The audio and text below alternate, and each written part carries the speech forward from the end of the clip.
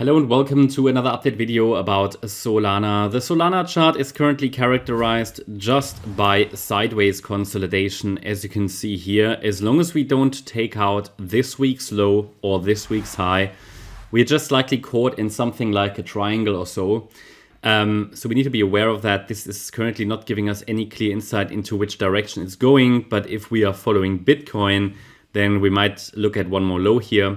Currently, if we see one more low, I would strongly be leaning towards the red count, which would then further impact how Solana is likely going to move going forward in the coming weeks. If we see a rally from here, it could be the red count, but I would still be inclined to call it the yellow count. In the end, it doesn't make any great difference. It's literally just around knowing which are the next support levels, what are the next breakout points. And then the thing is, in both directions, they should rather move similarly, and both counts actually allow for upside continuation from here. It's just that it's not clearly visible that this is happening because the last rally from the Saturday low is just in 3 waves. And if it's in 3 waves, I don't really have a clear long trade setup. I mean, you can trade for the long side, of course, and you could just set a stop below the last low. You can always do that. But it's just not a reliable long trade setup that would be based on a 5-wave advance followed by a 3-wave pullback. It's rather quite the opposite, because I would argue that we've seen 3 waves up and possibly even 5 waves down. That would be wave 5 in red. Okay, so we might be looking at wave 5 in red there, similar to what Bitcoin is doing. And I mean, here it looks more like a diagonal actually, so it could be wave A to the downside, wave B, and then one more low in wave C, and that would be in the red scenario, and could lead basically, to one more low in this wave 5 of C. Okay, how do these counts come together? So in the yellow count, basically most of this rally is done anyway. Okay, in the 3rd wave. That's the 3rd wave that started last year and middle of last year. So the 3rd wave, the highest probability element of this rally, is already done. If you still think you need to trade for it, then just be aware that we might experience further choppy price action because it is entering a 5th wave, or we are actually in a larger 5th wave as per the yellow count. As you can see here, 5th wave of the 3rd as per the yellow count, and this 4th wave. So this is now the 5th wave, and the 4th wave bottomed on the 23rd of January. And then we're looking at an ending diagonal to the upside, wave 1, wave 2, wave 3, wave 4, wave 5. And this 4th wave might have bottomed.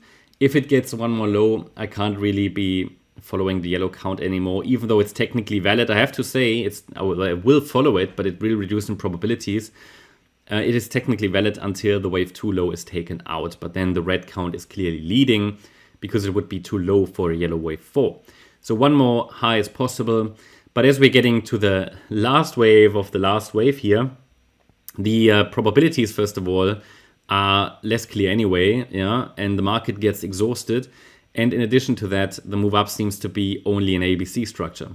So as long as, however, the Saturday low is holding, and more specifically the Tuesday low, it is possible that the yellow wave C will take us into the mid 200, let's say, $220, $230 region.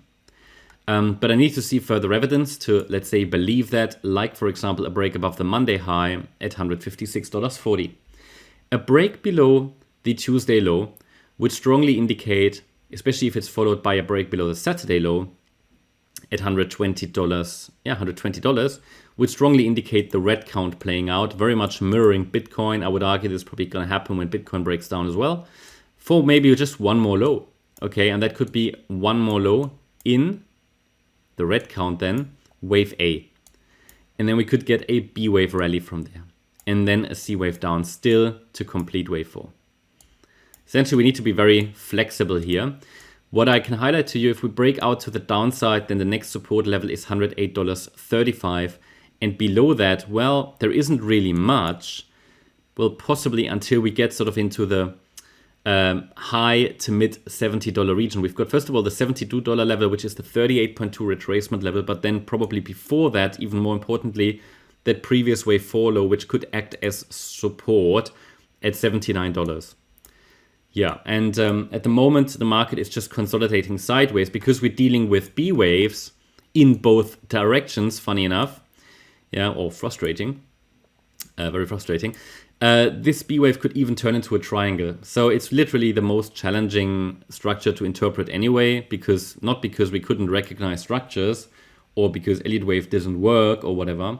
No, it just has to do with the fact that B waves allow for so many options, and Elliott wave basically tells us that probabilities are very unclear here. That's a very important finding of the analysis. So yeah, unless you want to trade unclear probabilities, you know, I can only say sometimes making a decision not to trade is the most important one. So I would say wait for clarity, or you can trade for this support area, of course, but that's up to you. You know, I can only give you the levels where in the red count, obviously here, the wave 4 should finish in this region. I mean, a break below $51 would strongly suggest the bull market is over, but we're far away from that. So yeah, that's my update about Solana. Hope you liked the update. If you did, please hit the like button, leave a comment and subscribe. And if you really like the content, then please check out the channel membership. Also, make sure that you follow us on Instagram and Twitter for additional content. Thanks a lot for watching. Bye-bye.